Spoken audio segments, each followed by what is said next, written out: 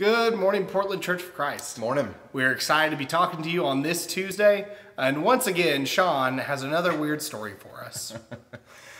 Recently, I had to cut some big branches out of one of the trees in our front yard. They were dead and potentially dangerous, falling out of the tree, maybe hitting someone. Besides the fact that some of the smaller branches had already fallen out. So I decided to cut those out. And as they fell, we cut them up, and the kids picked them up and took them to the ditch where I was told the city will come by and pick them up and discard them. Just how is the city going to discard them and get rid of them? I don't know. Perhaps they'll burn them to get rid of them. But as I was thinking about that, Jesus told a parable very similar to this in John chapter 15.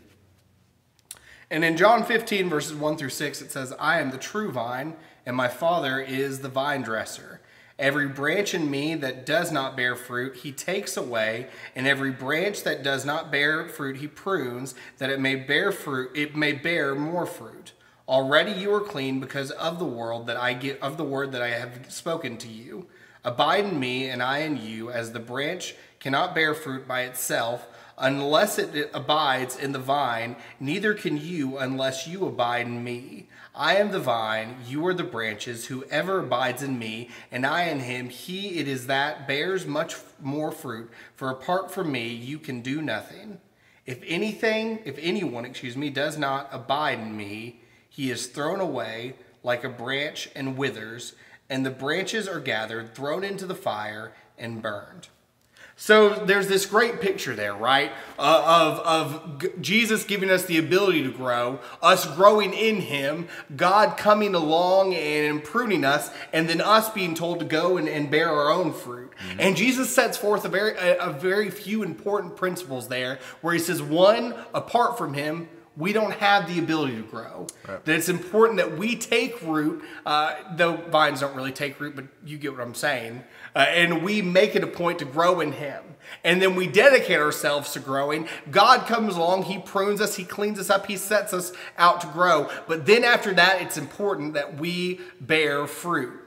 And bearing fruit has a couple different ideas throughout the New Testament. Sean and I would encourage you. The idea here, we think, of bearing fruit is going and helping prepare other people to grow in Jesus. To going and making disciples, evangelizing other people, and telling them about how God has prepared you to bear fruit. So we would encourage you, if you have not yet made it a priority in your life. We know times are difficult. We know it's hard right now to evangelize in the ways that we always have, but that doesn't mean it can't be done. Right. That doesn't mean you can't pick up a phone, call someone, FaceTime someone, and talk to them about what you read in the Bible that morning, about what it means to you and what you hope it means to them, and start up a discussion about how they can become part of this, how they can also bear fruit, like hopefully you are. That's right. Church, we have a message of good news, of great news that the world needs to hear, because without it, they're lost. And so we hope that you will make it a commitment to bear fruit by teaching others the gospel. Before we close this morning, we want to encourage you again to send in some pictures of what you and your family are doing to pass the time, or some good that you have witnessed, or good that has taken place. Somebody has done something good for you and your family.